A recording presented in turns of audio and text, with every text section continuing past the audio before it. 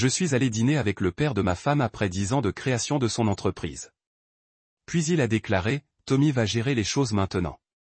Le nouveau mari de ta femme. Tu t'occuperas des formalités administratives et du divorce de ma fille. Le lendemain matin, il a souri et m'a demandé, prêt à former Tommy. Je lui ai souri en retour et j'ai dit, non, je suis là aussi. Son sourire a disparu aussitôt. Je m'appelle Julien Cross et, pendant 10 ans, j'ai investi toute mon ambition et ma loyauté dans la construction de Rivark Développement aux côtés de mon beau-père, Richard Wexley.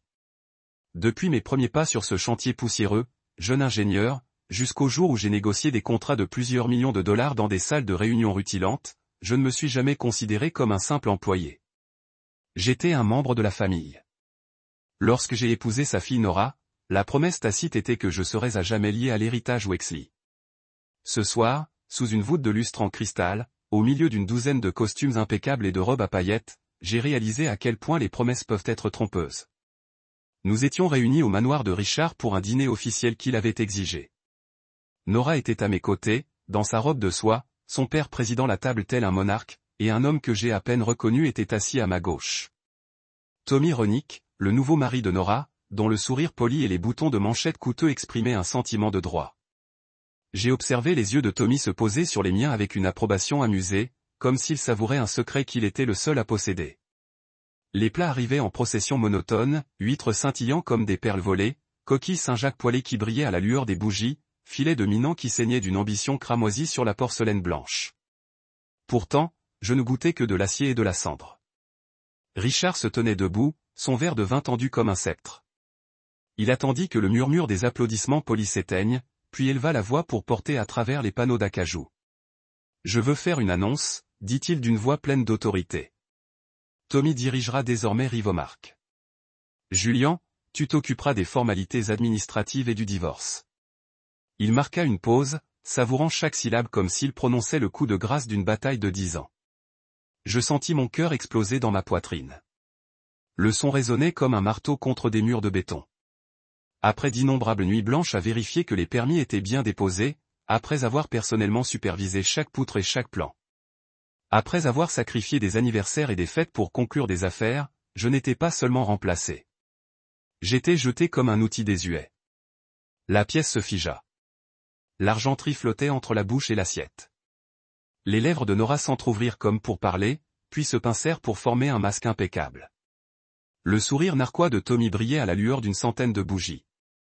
Richard baissa son verre, son sourire ayant le calme prédateur d'un requin surveillant une proie ensanglantée. Mon pouls battait fort, mais en apparence, j'étais immobile comme de la fonte, ravalant chaque parcelle d'émotion dans la fournaise de mes os.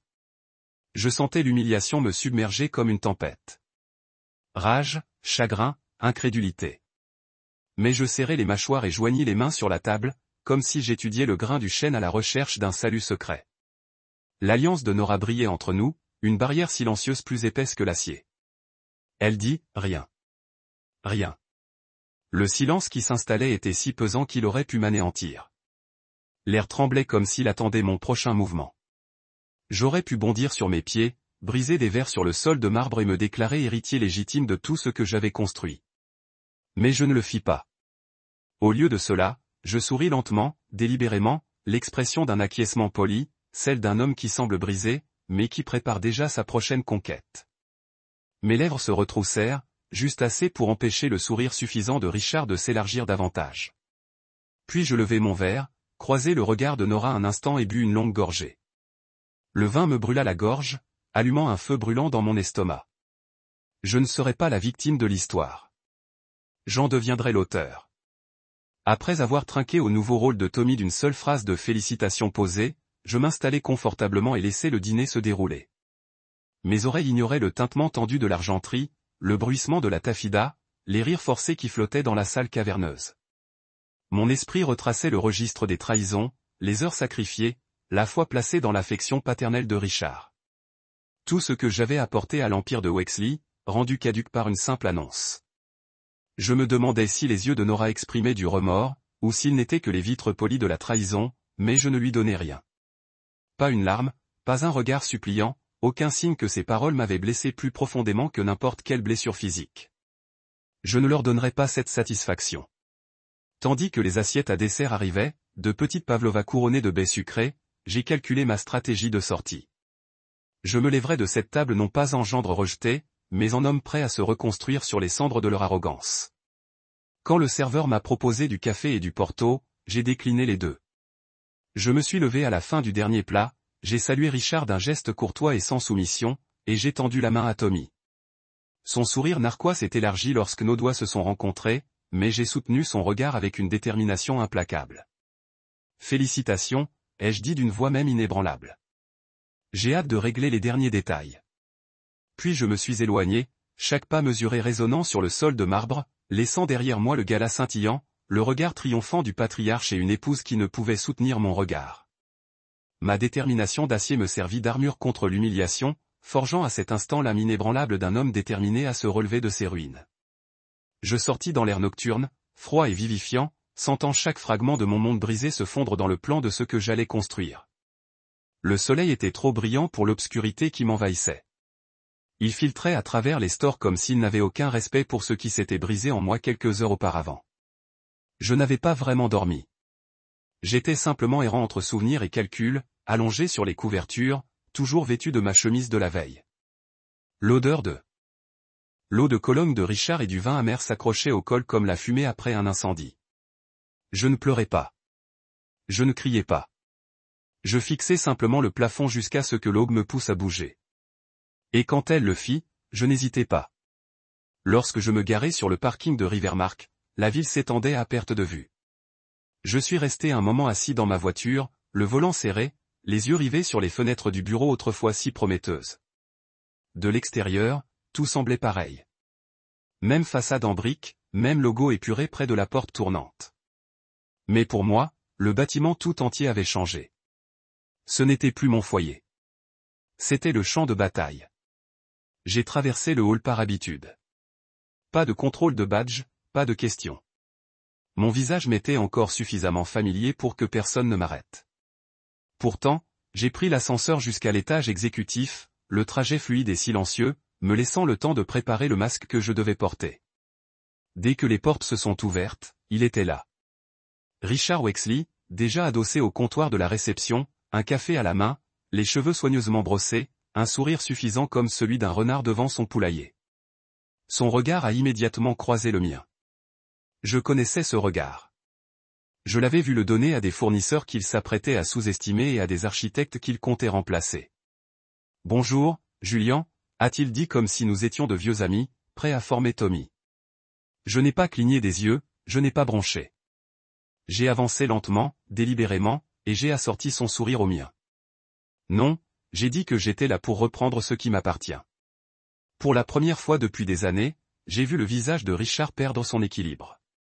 Son sourire narquois s'estompa légèrement. Pas assez pour que les passants le remarquent, mais je l'ai fait, et c'était magnifique. Il essaya de se reprendre. Bon, n'en faisons pas une affaire personnelle. Tu es émotif. On a dit des choses très claires hier soir. J'ai interrompu la conversation. Ma voix n'a pas élevé la voix, mais elle a tranché comme de l'acier trempé. Tu as pris ta décision, mais ne crois pas une seconde que je sois parti hier soir la queue entre les jambes. Je suis parti en sachant exactement qui tu es et qui je suis. Et qui est-ce, a-t-il lancé, mais j'ai déjà vu le tic dans sa mâchoire, le léger resserrement de sa prise sur la tasse de café. Je suis l'homme qui a construit cet endroit, ai-je dit. Brique par brique, plan par plan. Pendant que Nora cherchait encore quel programme NBA avait le meilleur filtre Instagram, j'étais sur place en train de couler les fondations. J'ai formé vos managers. J'ai négocié vos contrats. J'ai sauvé votre entreprise plus de fois que vous ne l'admettrez jamais. Richard détourna brièvement le regard, juste un instant, mais cela me dit tout. La vérité me piquait. Tu crois que mettre Tommy à ma place efface ça, ajoutai-je en le dépassant pour me diriger vers ce qui était autrefois mon bureau. Tu crois que me remplacer résout les mensonges que tu as incrustés dans cette tour? Il ouvrit la bouche pour parler, mais je n'étais pas intéressé par sa façon de parler. J'attrapai la poignée de la porte et entrai dans la pièce, sauf qu'elle n'était plus la mienne. Le bureau avait été réorganisé, les photos arrachées. La veste de Tommy était négligemment jetée sur la chaise, et un burrito à moitié mangé trônait à côté d'un ordinateur portable ouvert sur une feuille de calcul non lue. Mon nom avait disparu de la plaque murale. L'air avait même une odeur différente, comme un étranger qui s'efforcerait trop d'appartenir. Tommy leva les yeux en plein milieu d'une bouchée. « Eh, mec, dit-il avec un sourire narquois à moitié mâché. Je ne m'attendais pas à te voir aujourd'hui. Je le fixai du regard pendant une seconde, puis une autre. Non pas que j'étais sans voix, mais parce que je voulais me souvenir de ce moment, celui où j'avais cessé de réclamer de l'espace pour commencer à le reconquérir. Tu vas me voir souvent, dis-je simplement en passant devant lui jusqu'au classeur dans un coin. Il m'observait, perplexe, se demandant probablement si j'étais venu pour supplier, pour faire du gravier, pour offrir une transition en douceur, comme le chien fidèle qu'il pensait tous que j'étais. Mais j'en avais assez de jouer leur version de moi. J'ai rassemblé mes documents, les contrats fonciers originaux, les projets d'aménagement, les documents de zonage, des choses que moi seul comprenais, car c'était moi qui avais créé les systèmes de toutes pièces. Ils avaient sous-estimé à quel point Rivark vivait dans ma tête et mes mains. Tandis que je me déplaçais dans le bureau, Tommy essayait d'engager la conversation, posant des questions superficielles sur les permis et les coordonnées des fournisseurs. Je ne répondais que le nécessaire. Ni plus, ni moins. Chaque mot qu'il recevait de moi était une charité. Je suis retourné à la réception où Richard était toujours. Il attendit, la posture un peu trop raide. Je finirai ce que j'ai à faire aujourd'hui, dis-je. Ensuite, je me retirai. Mais sache que c'était la pire erreur que tu aies jamais commise. Il cligna des yeux. Excuse-moi. Je me penchai, baissant la voix juste assez pour adoucir le ton. Tu as pris tout ce que je t'avais donné et tu l'as balancé pour un nom qui, selon toi, te donnerait du prestige. Mais tu as oublié que le prestige sans fondation s'effondre. Tu as bâti cette entreprise de mes mains. Maintenant, je vais construire quelque chose de mieux avec les miennes. Je n'attendis pas sa réponse. Je traversai le couloir, croisai les jeunes employés qui m'admiraient depuis des années. Certains esquissèrent des sourires gênés. D'autres détournèrent le regard, mais un ou deux hochèrent subtilement la tête. Eux aussi l'avaient vu. Le changement. Le temps que j'entre dans la salle de pause, que je me serve un café noir et que je retourne à mon bureau temporaire, j'avais déjà commencé à planifier.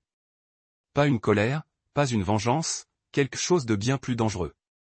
Mon retour. J'entrai dans mon ancien bureau comme un étranger revisitant la maison de son enfance.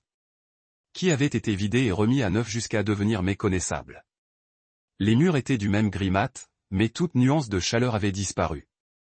Le bureau en chêne poli où j'étalais autrefois des plans comme des plans de bataille portait désormais le poids du courrier ouvert et négligé de Tommy Ronick, un enchevêtrement de câbles de charge et une tasse à café tachée de rouge à lèvres.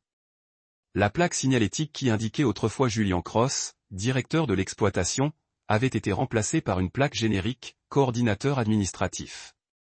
Mon titre, réduit à l'état de décombre, trônait à côté d'une affiche de motivation encadrée sur laquelle était écrit « Acceptez-le ». Changement. Je refermai doucement la porte derrière moi et, l'espace d'un instant, la pièce retint son souffle. Dehors, le léger bourdonnement des néons bourdonnait à travers les bouches d'aération et ponctuait le silence. J'inspirai profondément, goûtant l'odeur âcre du toner surutilisé et du désespoir de l'entreprise, et m'assis sur la chaise qui me allait encore comme si elle avait été modelée par mon propre poids. Le côté cuir sous mon dos, Tommy leva les yeux de l'ordinateur portable qu'il avait réquisitionné, son visage un sourire gêné et maladroit trahissait son malaise. Il tentait désespérément de rédiger un courriel à un client concernant un permis retardé, un courriel criblé de fautes de frappe et dénué de toute substance. Il avait toujours compté sur moi pour peaufiner ses phrases et s'y retrouver dans le labyrinthe bureaucratique de l'entreprise. Pourtant, il était là, misérablement exposé. Je posai mes mains sur le bureau, laissant le grain usé me parler de chaque clause contractuelle négociée ici, de chaque crise désamorcée. L'ironie de ma réduction au poste de coordinateur administratif ne m'échappa pas et ne me préoccupa pas. Un homme contraint de trier des formulaires est un homme qui n'a plus rien à perdre et tout à gagner. Tommy s'éclaircit la gorge, tentant de se montrer aimable. Julian. Pourriez-vous m'aider? La dérogation au zonage de Greenridge est en suspens. Le client commença. Sa voix s'éteignit lorsque mon regard croisa le sien. J'esquissai un léger sourire, non pas par gentillesse, mais avec l'assurance froide de quelqu'un qui a vu tous les bluffs et déchiffré tous les indices. Bien sûr, Il a dit, envoyez-le-moi. Il avait l'air soulagé, mais son soulagement était naïf. J'ai reconnu les schémas dans sa posture, ses épaules relevées, ses mouvements de poids, signe d'un homme cherchant désespérément à s'accrocher à un pouvoir hérité, et non gagné. J'ai ouvert son brouillon et parcouru le texte.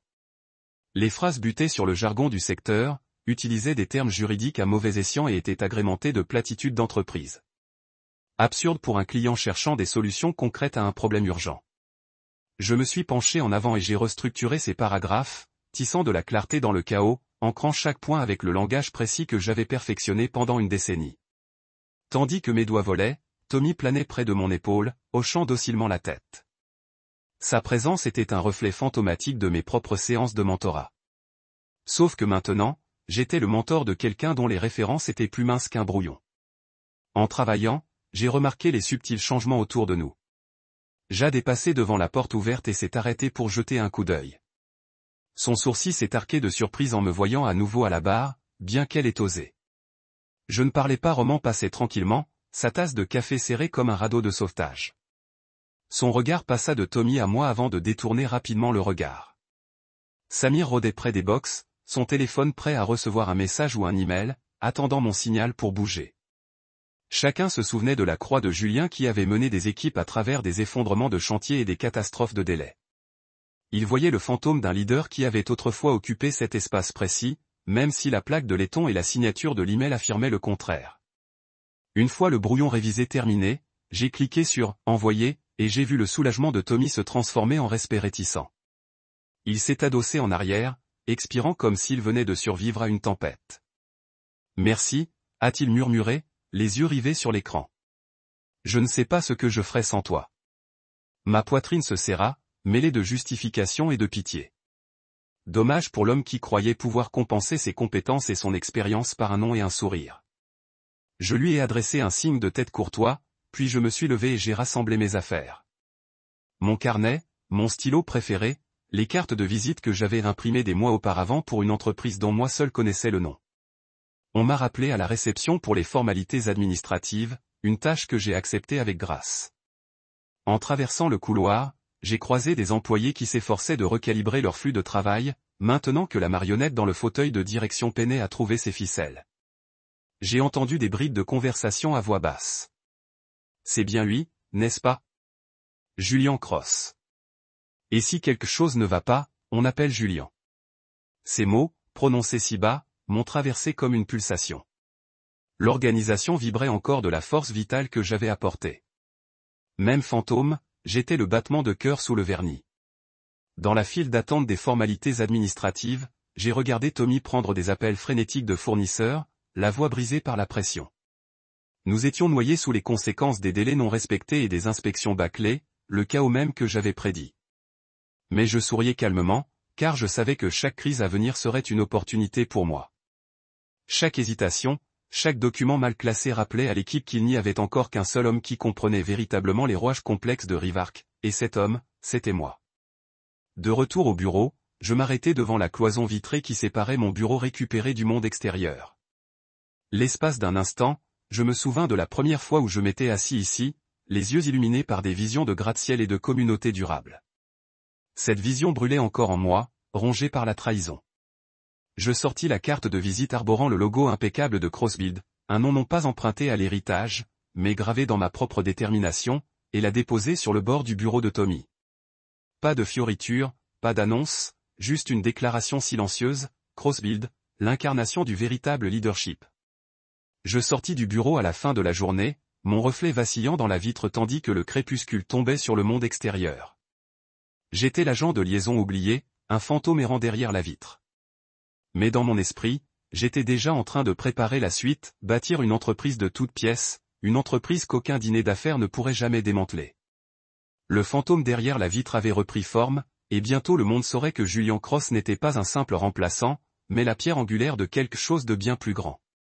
Je suis arrivé au bureau de Rivermark le lendemain de mon retour inopiné, et l'atmosphère s'était transformée en un murmure d'incertitude.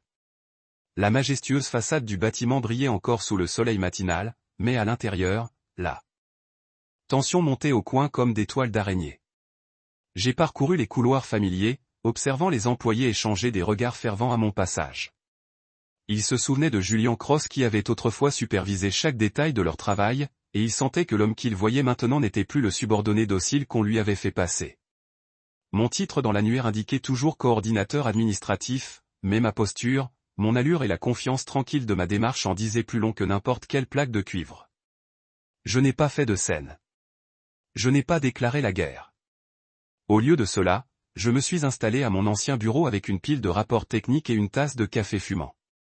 J'ai rangé les papiers côte à côte, budget de projet, factures fournisseurs, avenants de contrats en attente, et j'ai commencé à examiner méthodiquement chaque ligne.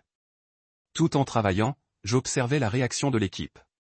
Jade est passé et s'est arrêté au bord de mon box, esquissant un petit sourire réservé.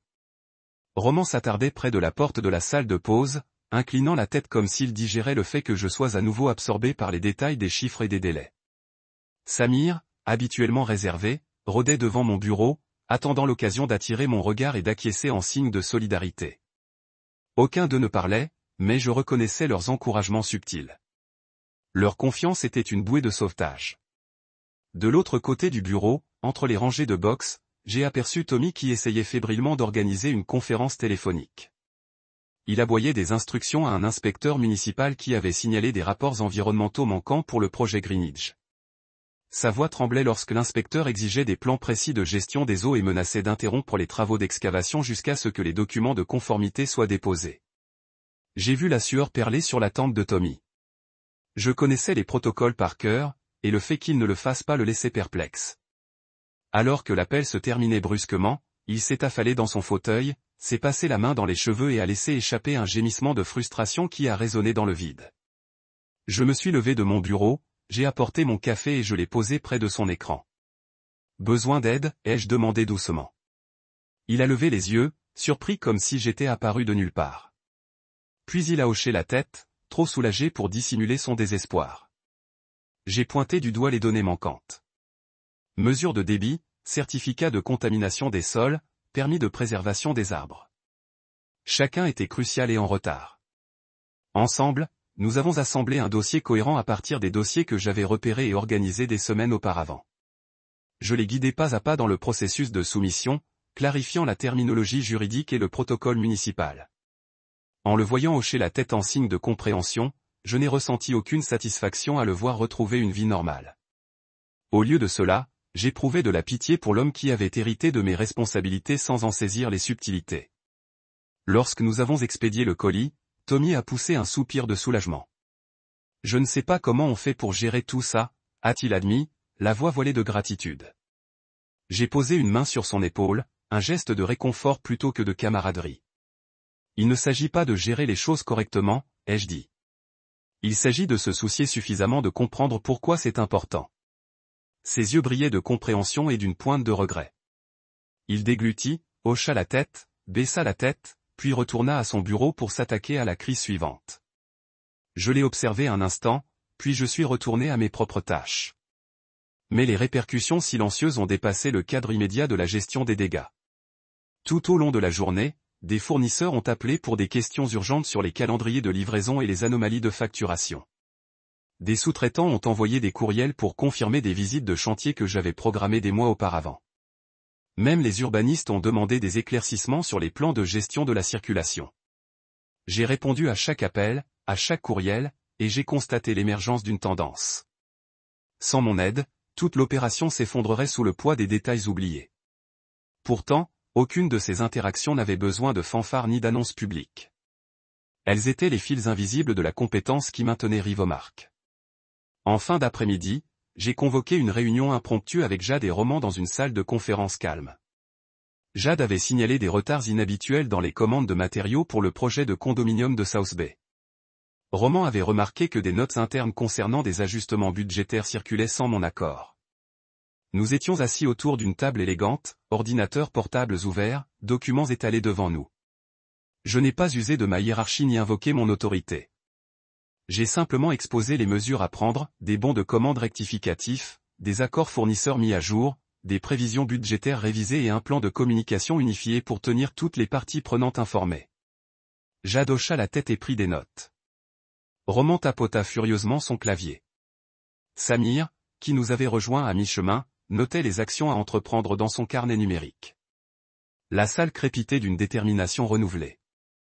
Ils écoutaient, convaincus que je connaissais précisément les répercussions cachées dans les détails qu'ils comprenaient à moitié. De retour à mon bureau, je les regardais se disperser avec une détermination concentrée. Je ressentais le poids de ma décision de garder le silence face à la trahison. Pas de grandes déclarations, pas d'affrontement public, mais une influence là où elle comptait vraiment. L'organisation se reconstituait autour de moi, se restructurait. Guidé par l'architecture de mon expertise, j'ai effectué une dernière vérification des emails, répondu à la dernière série de demandes et fermé mon ordinateur portable avec une précaution délibérée. Mes mains sont restées un instant sur le clavier, ressentant la puissance latente de chaque frappe, de chaque fichier, de chaque plan que j'avais personnellement élaboré. À la tombée de la nuit, les lumières du bureau se sont atténuées. J'ai plié bagages, mais avant de partir, j'ai parcouru une dernière fois l'espace de travail ouvert. Le bourdonnement des conversations concentrées emplissait l'air. Les gens échangeaient des stratégies à voix basse. Les rires jaillissaient d'une solution bien exécutée et l'énergie était électrique. Je saluais chaque collègue. D'un hochement de tête ou d'un bref mot d'encouragement. Dans leurs yeux, je lisais du respect, un lien forgé par la compétence et la constance plutôt que par des titres hérités. Près de la réception, la réceptionniste m'a adressé un sourire poli. « Bon travail aujourd'hui, Julien », a-t-elle dit d'une voix légère mais sincère.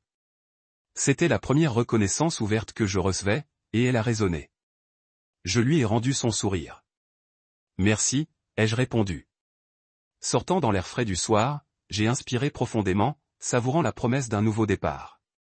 Rivarc avait peut-être essayé de m'enterrer sous la paperasse et des titres vides de sens. Mais j'étais devenu la pierre angulaire silencieuse qu'il ne pouvait ignorer. Les retombées silencieuses avaient été plus puissantes que n'importe quel titre. Elles avaient démantelé leur façade et rappelé à tous que le véritable leadership se manifeste par l'action, et non par des annonces. Derrière la vitre, j'avais vu les fissures se propager. Et maintenant, je les regardais se refermer, guidé par le plan encore vivant dans mon esprit. Demain, j'achèverai ce que j'avais commencé. Construire quelque chose qu'ils ne pourraient pas abandonner. Construit par la loyauté, la sueur et une intégrité inébranlable. Ce serait ma revanche, délivrée avec la précision silencieuse de chaque projet que j'entreprenais. L'enseigne au néon au-dessus du restaurant vacillait lorsque j'ouvris la porte. Charlie's All Night. À l'intérieur, les tabourets chromés brillaient sous les néons, et le grésillement de la plaque de cuisson bourdonnait comme une promesse de possibilité. J'aperçus Jade, vêtue de sa veste en cuir emblématique, en train de consulter son téléphone à une banquette d'angle, et Roman, penché sur une tasse de café noir, le regard lourd mais alerte. La tension dans leurs épaules me disait qu'ils attendaient. Je me glissai entre eux, posant mes mains paumes contre le plateau en mica, sentant la grille usée sous mes doigts. Je crée ma propre entreprise, dis-je d'une voix basse mais ferme, comme si chaque mot était une brique posée avec soin. Jade leva les yeux la première, les sourcils froncés d'excitation prudente. Les épaules de Roman se redressèrent. Aucun des deux ne parla, mais leurs yeux s'écarquillèrent suffisamment pour parler à leur place. Je fis signe pour le café et commençai à esquisser ma vision. Plus besoin de se cacher sous le nom de quelqu'un d'autre. J'ai continué en tapotant la table pour insister. Crossbuilt, une entreprise fondée sur l'intégrité, la persévérance et la responsabilité. Nous serons petits au début, juste tous les trois, mais agiles. Chaque projet que nous entreprendrons sera maîtrisé de bout en bout. Pas de sous-traitants qui nous font le ghosting, pas de compromis, pas de frais cachés, juste des devis transparents et des délais respectés. Tandis que la serveuse remplissait nos tasses et déposait des assiettes de galettes de pommes de terre et d'œufs devant nous, j'ai décrit comment nous allions structurer Crossbuilt autour des principes mêmes qui avaient sous-tendu mes 10 années chez Rivermark, planification méticuleuse, inspection rigoureuse du site et responsabilité personnelle. J'ai vu les yeux de Jade s'illuminer en imaginant les processus rationalisés, les points clients hebdomadaires, les suivis de progression dans le cloud, un tableau de bord en temps réel pour les livraisons des fournisseurs. Le hochement de tête de Roman se faisait plus ferme à chaque point que j'abordais concernant les feuilles de calcul budgétaire et les protocoles de formation du personnel. Ils se sont rapprochés lorsque j'ai atteint le moment décisif. Nous l'appelons Crossbuilt car, contrairement à Rivermark, il n'y a pas d'héritage derrière lequel se cacher, seulement celui que nous avons forgé nous-mêmes. Notre marque sera notre travail. Chaque poutre, chaque luminaire, chaque mur fini portera notre nom. Je marquai une pause, laissant les mots se poser entre nous dans cette banquette à moitié éclairée. Le repère des dîners nocturnes s'estompa dans un murmure de fond. J'observais leur visage. La mâchoire de Jade se serra, déterminée. Les doigts de Roman tambourinèrent sur la table au rythme de mon cœur. Ils imaginaient déjà le premier bureau de Crossbuilt. Une caravane dépouillée avec notre logo gravé au pochoir sur la porte, une table de conférence modeste, de la place pour nos ordinateurs portables et nos plans. Nous passâmes l'heure suivante à nous plonger dans les détails. Jade se porta volontaire pour superviser la conception et les permis, arguant que sa relation avec les urbanistes nous donnerait une longueur d'avance. Roman dressa des projections de trésorerie sur une serviette en papier, ombrant des lignes pour montrer à quelle vitesse nous pourrions atteindre le seuil de rentabilité si nous obtenions la rénovation de Greenridge. J'esquissais un organigramme épuré. Moi, PDG et chef de projet, Jade, directrice des opérations et responsable de l'ingénierie, Roman, directeur financier et chargé de clientèle. Lorsque le soleil a commencé à éclairer les fenêtres du restaurant, nous avions déjà rédigé un plan d'affaires, une mission, des valeurs fondamentales, une clientèle cible, un besoin initial en capital et même une date de lancement provisoire dans 6 semaines. En quittant le restaurant, je me sentais plus léger que jamais depuis ce dîner qui avait tenté de m'enterrer. Nous sommes montés dans nos voitures respectives et avons repris la route vers le centre-ville, les moteurs ronronnant d'une excitation discrète. En parcourant des rues familières, j'imaginais les panneaux de signalisation en croix accrochés sur les futurs chantiers, le nom gagnant en notoriété à chaque projet réussi. Je m'imaginais debout sur des dalles de béton coulées à l'aube, casque de chantier braqué contre le soleil matinal, saluant les clients qui avaient appris à faire confiance aux normes Julian Cross. Ce soir-là, j'étais assis à ma table de cuisine, les lumières de la ville vacillant derrière ma fenêtre. J'ai examiné les contrats et les propositions rédigées par Jade et Roman, prenant des notes dans les marges, mon stylo grattant le papier chargé d'un but précis. J'ai ressenti le frisson de la création, le pouvoir de donner vie au plan et de transformer l'acier et le verre en abri et en communauté. Dehors, une légère brise emportait le bourdonnement lointain de la circulation nocturne, comme si la ville elle-même murmurait des encouragements. À minuit, j'avais finalisé nos formalités légales, réservé une boîte postale et ouvert un compte bancaire séparé au nom de Crossbuilt. J'ai envoyé un courriel à notre premier client, Miles Carvey, lui décrivant notre proposition de refonte du projet Greenridge, avec un calendrier détaillé et une ventilation des coûts. En appuyant sur « Envoyer », j'ai appuyé mon front contre la table froide, fermé les yeux et laissé un petit sourire satisfait illuminer mon visage. À cet instant, je n'étais pas Julian Cross, le subordonné trahi, ni le fantôme derrière une vitre. J'étais Julian Cross, le fondateur, l'artisan de mon propre héritage. Demain, j'entrerai sur le terrain de Rivermark en tant que concurrent. Mais ce soir, j'ai savouré les connaissances que j'avais récupérées mon agence. Crossbuilt était plus qu'une entreprise. Ce fut un témoignage de la résilience, de la reconstruction de la ruine à forger son destin avec rien d'autre que la croyance et le grain. J'ai rassemblé mes notes, éteint la lampe du bureau et regardé les toits de la ville. Chaque fenêtre illuminée a rappelé que partout où je regardais, l'opportunité attendait. Je me suis endormi cette nuit-là vers les sons d'un trafic lointain. Rêvant des fondations posées et des structures montantes, confiante que la construction croisée se tiendrait debout, une dalle versée à la fois, gravée non pas par le népotisme, mais par un savoir-faire inébranlable. Dawn a brisé la ville alors que je me tenais à la limite du chantier de construction du développement de Rivermark. La lumière précoce jetant des poutres en acier et soulevant de longues ombres à travers les dalles de béton. C'était comme si la structure même de l'empire de Richard avait commencé à se fracturer, et que je pouvais le sentir à partir du bourdonnement de l'activité ci-dessous, où une fois la précision pleuvait, les machines arrivant dans les délais, les sous-traitants se déplaçant comme un travail d'horlogerie, les permis déposés sans accroc. Maintenant, il y avait de la confusion. Les bases de la Ridge Redout a été bloquées parce que Tommy Rennick, dans son arrogance, avait négligé de garantir l'inspection finale. Les excavateurs étaient assis inactifs, leur moteur silencieux et l'équipage se gratta les casques, les yeux se dirigeant vers le bureau de la bande-annonce où Tommy a rythmé dans des bottes mal ajustées.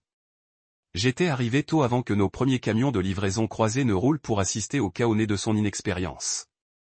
Alors que je monte sur le gravier compacté, le gravier grimpant sous le cuir poli de mes chaussures, j'ai ressenti la vague de justification, non pas dans le lot, mais dans la satisfaction froide de la vérité à nu. La parole de Rivark Stump s'était propagée plus rapidement que les incendies de forêt via les réseaux de fournisseurs. J'ai regardé 2 de mes anciens sous-traitants, Allen et Saint Steel, rouler sur le site dans leur camionnette bleue croustillante, accueillis avec des visages anxieux par le second commandant de Richard. J'ai reconnu l'arc subtil de la tête du directeur du site à l'approche. Ils savaient où se trouvait sa loyauté. Les poutres en acier qu'ils ont transportées étaient destinées à la conception de Cantal expérimental de Tommy, une conception que Tommy avait approuvée sans consulter les ingénieurs. Alors que je m'approchais, le directeur du site m'a fait signe. « Julian, dit-il tranquillement, la voix tendue. Ces faisceaux ont été mesurés pour un surplomb de 12 T, mais les fondations ont été versées à 10. Ils ne conviendront pas. » Il passa une main dans ses cheveux grisonnants. « Maintenant quoi ?» J'ai souri. « Doux, régulier. Nous ajustons les plaques de base et commandons de nouvelles poutres. Je vais le gérer. » Ses épaules s'affaissèrent de soulagement, et je me tournai vers le bureau du côté de Fortune où un groupe de visages concernés regardait des fenêtres. Parmi eux se trouvait Tommy, dont le regard s'est cassé. Il ouvrit la bouche pour émettre de faibles instructions, mais a ensuite réfléchi à 2 fois et l'a fermé à nouveau. J'ai traversé le site dans des progrès utiles. Chaque pas résonnant sur les renforts en acier entra dans la remorque. L'air à l'intérieur était épais d'incertitude, l'odeur acurite de café se mêlant à l'inquiétude rassie. Les papiers ont été dispersés à travers les tables de pliage, cartes marquées de correction à l'encre rouge. Le contremaître à vue impétueux se tenait sur un tableau blanc, les mains sur les hanches, scannant les gribouillis comme s'il s'agissait de hiéroglyphes. Je les ai accueillis avec un signe de tête, puis j'ai attiré mon attention sur le plan imprimé détaillant le surplomb. Les longueurs du faisceau ne correspondent pas aux dimensions de la semelle, j'ai observé. Nous refondons les semelles ou réglons le placement du faisceau. La refonte coûterait du temps et de l'argent. Le réglage du placement du faisceau nécessite des plaques de base personnalisées que les halans peuvent fabriquer pendant la nuit. Le contremaître a expiré, un soulagement se lavant sur ses traits. Fait, a-t-il déclaré. J'appellerai Alan. Il sortit son téléphone, composant avec des doigts rapides. Je me tournai vers Tommy, qui s'appuyait contre le cadre de la porte, les bras croisés. Son visage était pâle. Vous auriez dû exécuter cela par l'ingénierie, dis-je tranquillement. La conception sans vérification ne fait que réfléchir. Il ouvrit la bouche pour protester, puis avala comme s'il réalisait que tout argument ne ferait que l'attention sur son malculation. Au lieu de cela, il m'a donné un signe de tête de rideau et s'est retiré. En retournant dans la lumière du matin, j'ai senti le poteau de l'élan se déplacer vers moi. J'ai parcouru le périmètre du site, parlant tranquillement avec des charpentiers nivelés au bord de la fondation et des ouvriers déplaçant des palettes de barreaux d'armature. Lorsque j'ai offert des conseils précis sur les barrières d'humidité et les canaux de drainage, leur scepticisme s'est transformé en confiance. Au milieu du matin, j'avais les plombiers et les électriciens coordonnant les masques sur les lignes de tranchées, l'équipage en béton incorporant les cages de barres d'armature correctes et l'agent de sécurité mettant à jour le journal du site avec mes notes. L'efficacité contrôlée des premiers jours de Rivermark était revenue, bien que propulsée par mon autorité plutôt que par le titre hérité de Tommy. Pendant ce temps, les appels du vendeur sont entrés. Julian, l'envoi de Windows arrive tard. Devrions-nous les rediriger? Julian, le client de Crestwood a besoin de dessins architecturaux révisés. Julian, l'inspecteur de la ville, veut une caution publiée pour les servitudes Greenridge. Chaque voix a plaidé pour des solutions, et je l'ai aligné sans fanfare. J'ai confirmé les redirections de livraison, envoyé un email à des fichiers KO mis à jour et préparé les documents de bon avec un conseil juridique repéré pour un examen le jour même. Tout au long, j'ai senti les regards nerveux échangés derrière moi. Les vendeurs qui ont couru une fois la faveur de Richard ont maintenant recherché mon expertise. De retour dans le bureau, j'ai trouvé Nora attendant à côté d'une station de café, son expression illisible. Elle s'est approchée alors que j'ai fini d'ajuster la chronologie du projet sur le tableau blanc. Vous faites tout cela, dit-elle en voix basse. 4 s'arrêta-t-elle, puis secoua la tête. Tu ne leur dois rien. Son regard se dirigea vers le bureau vacant de Tommy. Il a du mal. Ils vous blâmeront si quelque chose ne va pas. J'ai rencontré son regard calmement. Ils me blâmeront déjà si je m'éloigne, répondis-je. Mieux je le répare que de les laisser voir l'ampleur de ses erreurs. Mais je ne fais pas cela pour Rivermark. Je leur montre ce qu'ils ont abandonné et associé la réputation de Crossbuild sur les pierres qu'ils ont laissé passer leurs doigts. Ses yeux se ramollèrent et elle m'a remis une nouvelle tasse de café. Je les remerciai tranquillement, puis retournai à la planche d'or fumée une fois de plus, cette fois, la clarté de l'expérience ciblée pourrait fournir. Moment fugace, j'ai attrapé l'incertitude dans ses yeux. Les factures des vendeurs qui avaient refusé de travailler davantage sur le compte de Rivermark, à moins que les conditions de paiement ont été ajustées. J'ai besoin que vous les finalisez, a-t-il insisté. Nous ne pouvons pas repousser les fournisseurs. J'ai pris le dossier, j'ai lancé les pages et évalué les frais tardifs et l'intérêt de la pénalité. Je l'ai regardé. Vous avez autorisé les mandats nets 90 lorsque vous saviez que la livraison en acier était en retard.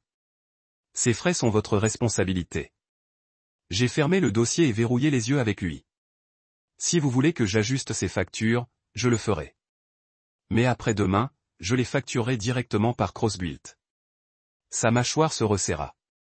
Sa main tremblait alors qu'il extrait le dossier de ma poignée. Alors, tu pars? Il a demandé.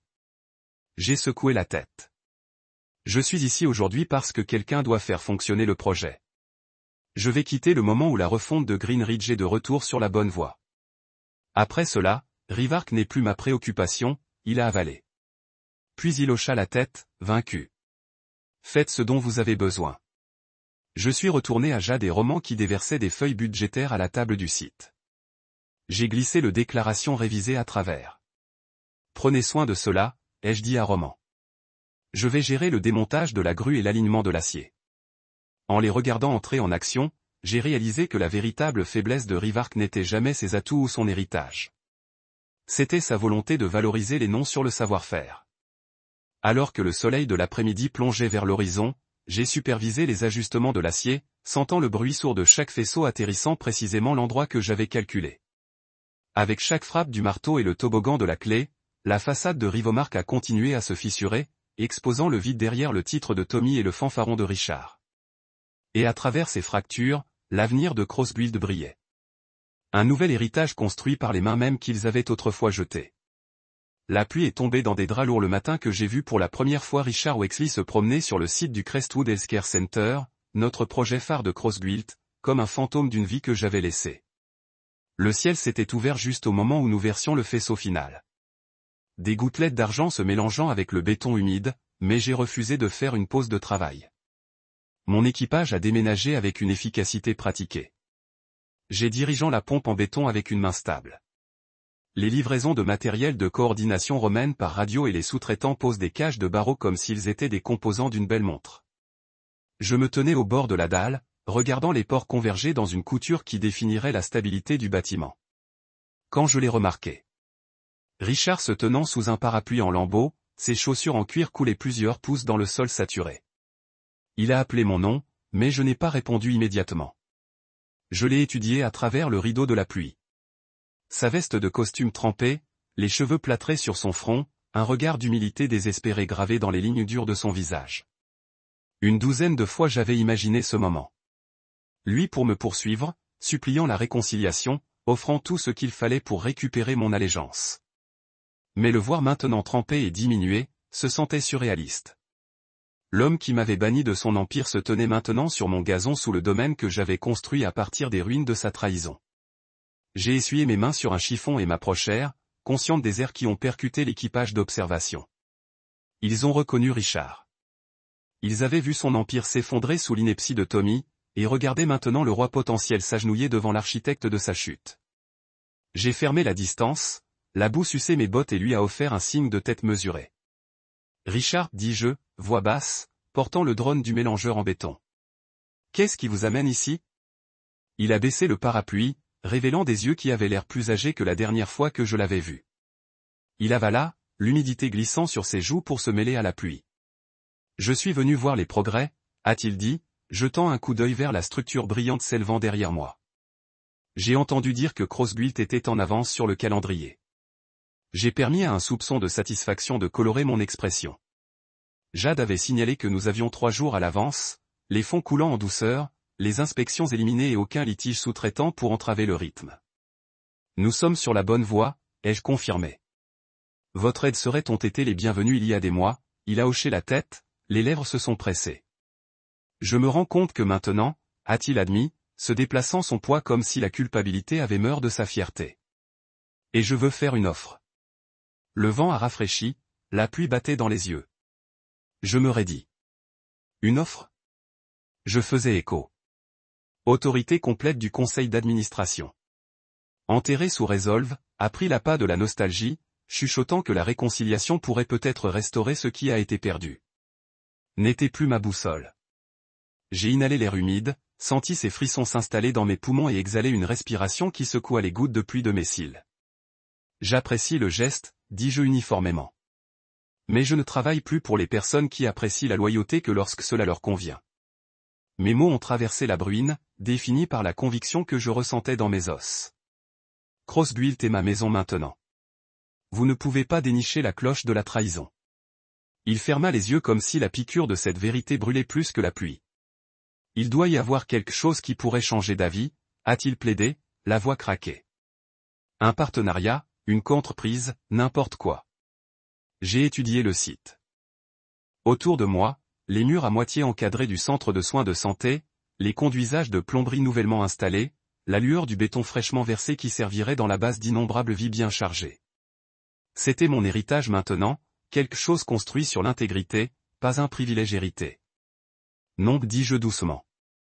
Je ne suis pas intéressé par les offres de patchwork. Les siennes les épaules s'affaissèrent, et il leva à nouveau le parapluie, bien qu'il ait peu fait pour le protéger de l'incendie.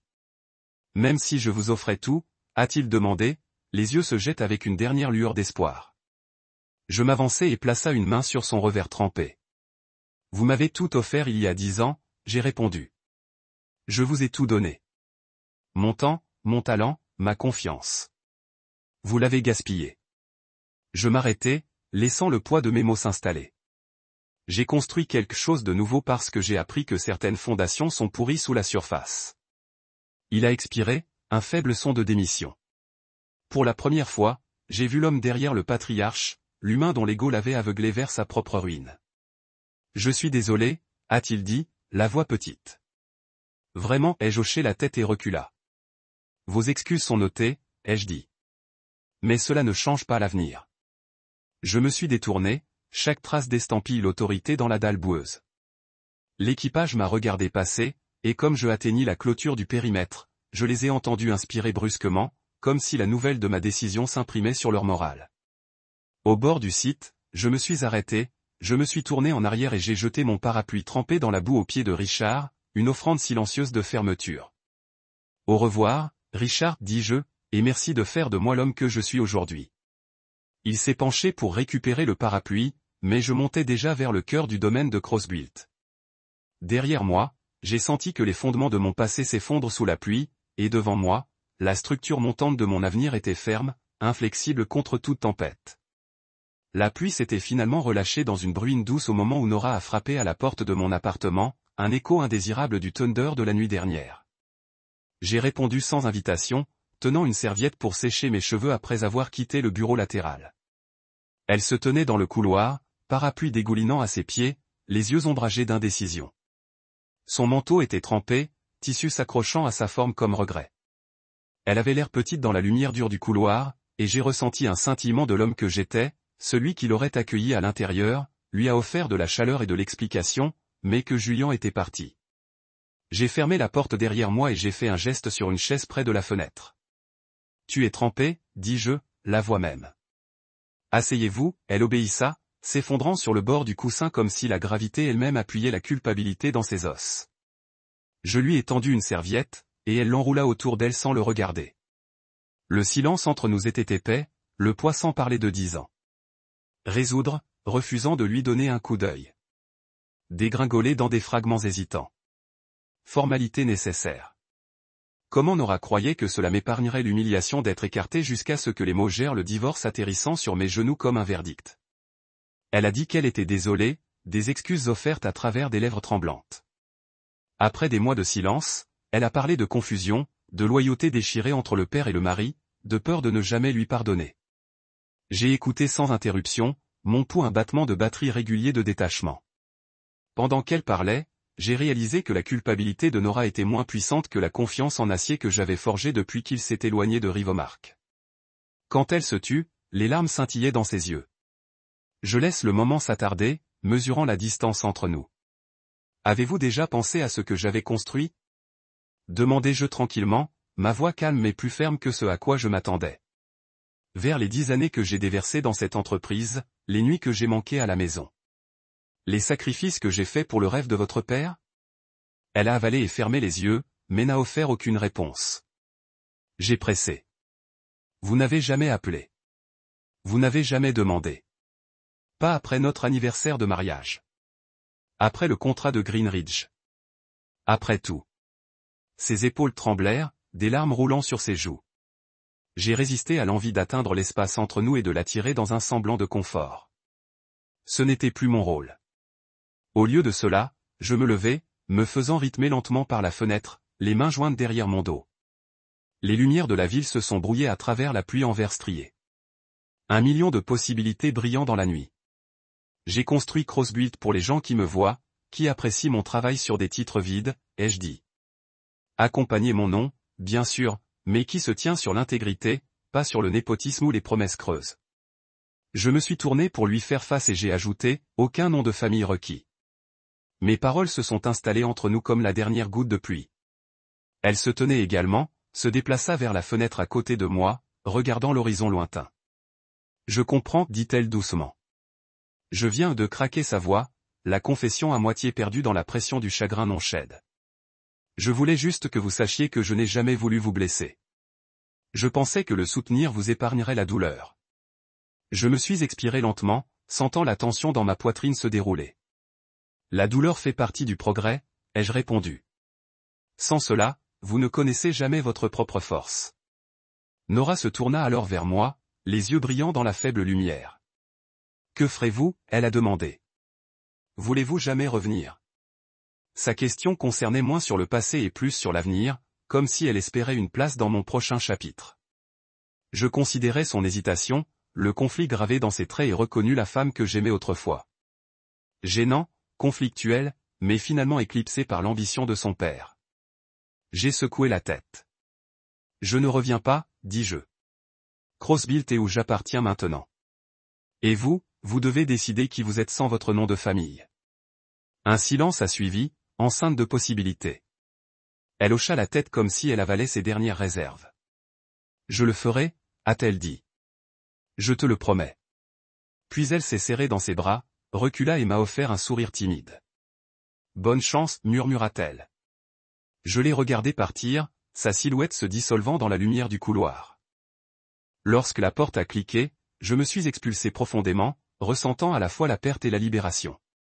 Je me suis dirigé vers mon bureau où la plaque transversale était assise en attente, en métal brillant portant mon nom seul. Je l'ai placé ma main, ressentant le poids frais de l'autodétermination. À l'extérieur, la bruine s'est calmée et les rues ci-dessous brillaient sous des halos de lampadaires. Pour la première fois depuis des semaines, l'avenir semblait épuré par le doute. J'ai versé une tasse de café fraîche et je suis retourné à mon travail, réparant les plans pour la prochaine phase du Crestwood Healthcare Center. Les lignes et les mesures ont offert le confort de la certitude et des plans en béton guidant le chemin à venir. Alors que je trace les renforts en acier et les profondeurs de la dalle, j'ai réaffirmé ma conviction que l'héritage n'est pas transmis. Il est construit par la persévérance et la confiance. Aucun nom de famille requis.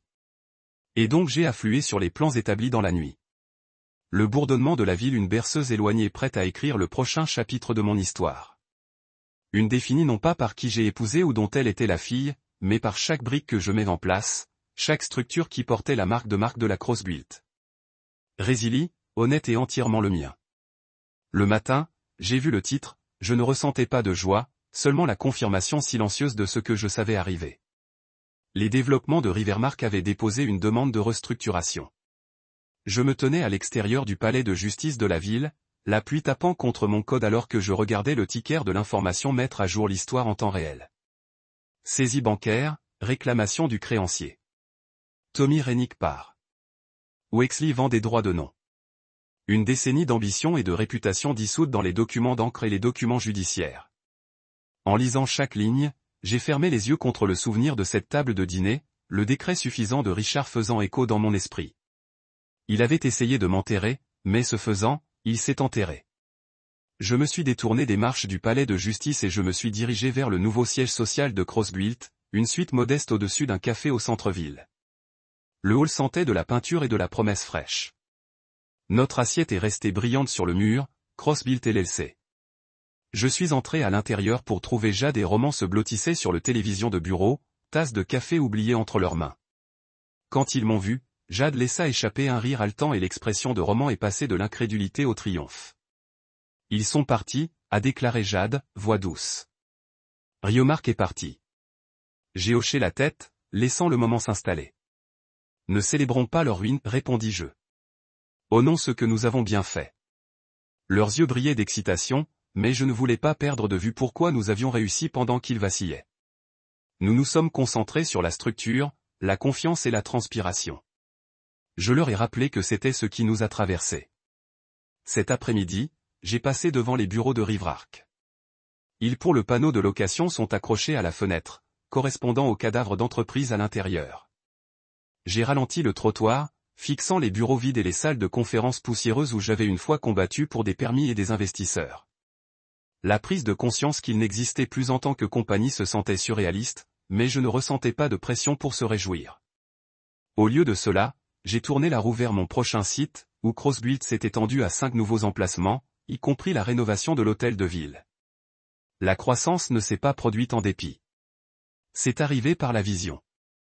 Sur le chantier, nous avons versé les bases du nouveau bâtiment municipal, notre plus grand projet à ce jour. Alors que le béton coulait dans les formes, j'ai regardé l'équipage travailler avec une précision disciplinée. Il savait que ce pauvre comptait, non seulement pour le bâtiment, mais pour le message qu'il a envoyé. Crossbuild était là pour rester, et nous honorons nos engagements même lorsque d'autres ont échoué. Un inspecteur de la ville a approché et complété notre efficacité. Je n'ai jamais vu une équipe aussi coordonnée, a-t-il déclaré. Tu devrais être fier. J'ai hoché la tête, rappelant le tumulte de l'effondrement de Rivmark, et j'ai répondu, c'est la conséquence de la loyauté et de la responsabilité. Ce soir-là, je me suis assis à la fenêtre de mon appartement surplombant la ligne d'horizon. Les lumières de 5 sites croisés brillaient comme des balises de possibilités, des crêtes de grue se levant contre l'obscurité. J'ai pensé à Richard et Tommy regarder des ruines de leur propre fabrication. Et puis j'ai pensé aux jeunes constructeurs qui chercheraient un jour Crossbuild comme modèle. L'héritage n'a pas été accordé. Il a été construit à travers tous les projets réussis et tous les clients satisfaits. J'ai décroché le téléphone et composé Miles Carvey, notre premier client majeur. Julian, sa voix crépitait avec respect. J'ai entendu parler de Rivmark. J'ai hoché la tête, même s'il ne pouvait pas me voir. Merci de rester avec nous, ai-je dit. Nous avons 5 nouveaux sites à examiner. Quand pouvez-vous vous rencontrer? Il rit chaleureusement. Je serai là demain. Après avoir raccroché, j'ai épinglé une courte note à mon équipe. Aujourd'hui ne marque pas une fin, mais une norme que nous nous fixons. Nous construisons mieux. Je l'ai épinglé à notre babillard de bureau où les croquis du projet Crestwood et les plans de l'hôtel de ville l'entouraient comme un cadre.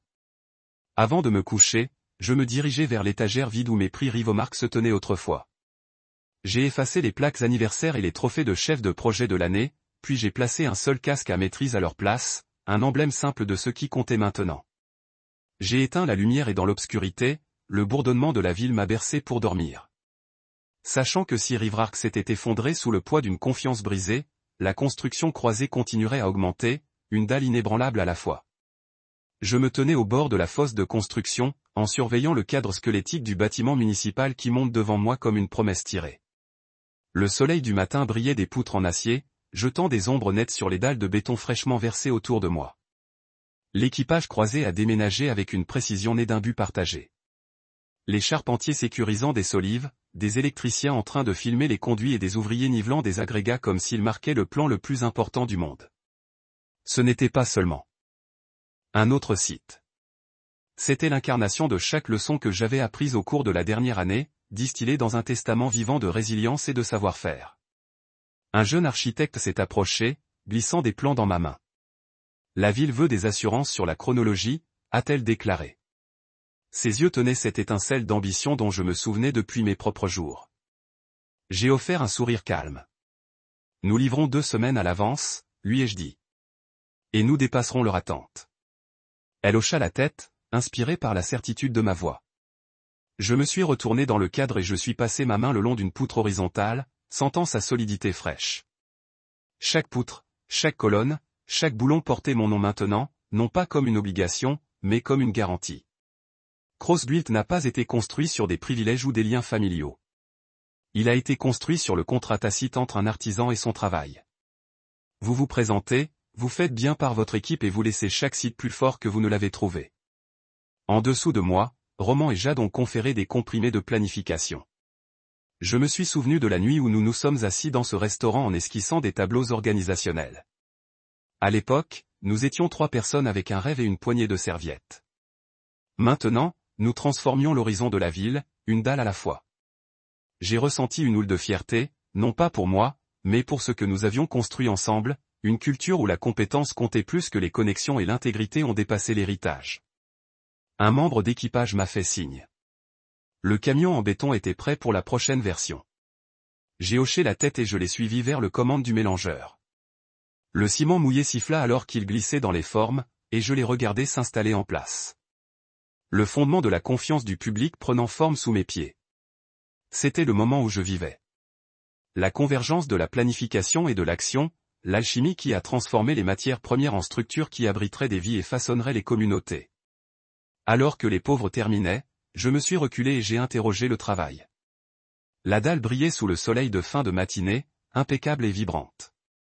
Je pouvais presque entendre les échos des acheteurs de maisons, des responsables de la ville et des familles qui promenaient ces salles, leurs pas marquant le succès de notre effort collectif. J'ai brièvement fermé les yeux, laissant le bourdonnement des machines et le murmure de la conversation me se laver. Quand je les ai ouverts, j'ai vu l'ancien nom de l'entreprise de Richard Wexley s'est déroulé sur mon grand livre mental. Cela n'avait plus d'importance. Crossbuilt était devenu ma norme. Un principe que je partagerai avec chaque constructeur en herbe qui a demandé par où commencer. Je leur dirai, commencez où ils ne vous voient pas gagner chaque once de confiance, puis construisez jusqu'à ce qu'ils ne puissent pas ignorer le travail que vous laissez derrière vous. J'ai rassemblé mon équipage pour un groupe rapide. C'est plus que du béton et de l'acier. J'ai dit, c'est notre promesse pour nous-mêmes, à la ville, à tous ceux qui franchiront cette porte d'entrée. Gardons cette promesse. Ils ont applaudi doucement, des outils se rapprochant de la solidarité, et j'ai ressenti le lien incassable qui transforme un groupe de travailleurs en équipe, un projet en un héritage. Alors que je m'éloignais de la dalle, de la boue accrochée à mes bottes, je transportais avec moi la connaissance que l'héritage n'est pas donné. Il a fait une dalle parfaitement coulée à un moment.